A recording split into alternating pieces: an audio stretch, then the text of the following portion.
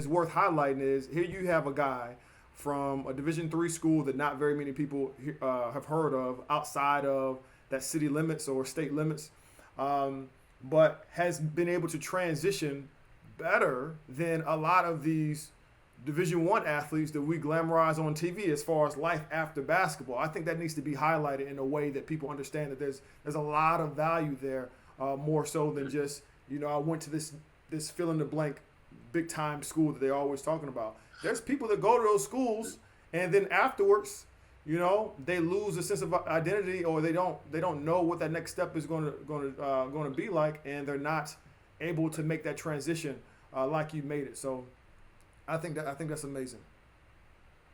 Yeah, that's a big thing is the transition, because the average athletic career for, let's say, the longest average, I think, is of the four major sports is baseball, and that's like 5.5, maybe 4 or 5.5. Hockey is a little bit less than that. Football is like 3 years. Basketball is maybe 4 years. Yeah. And those are the players who make it pro.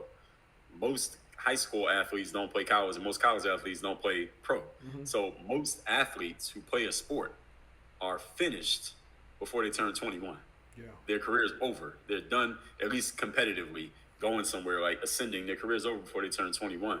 That even if you make it pro, the average career is 4 or 5 years. By age 30, most athletes are done. And by age 40, damn near everybody's done. Mm-hmm. So if you're an athlete, you're in great shape, you have hit the genetic lottery, you're probably going to live a long time, right? Mm-hmm. Barring any tragedies, you probably got another 40 years to live. What else do you bring to the table? Who are you? What do you bring to society to contribute, aside from the fact that you used to play football or that you used to play basketball? Because I'll tell you one thing that every athlete needs to understand. No matter how long your career is, I don't care if you're Kobe, or how old was Kobe when he retired? 38, 39 years old, and he was one of the greatest of all time. 2-3 years after he retired, like, if he wasn't doing anything else, nobody would really care about Kobe anymore.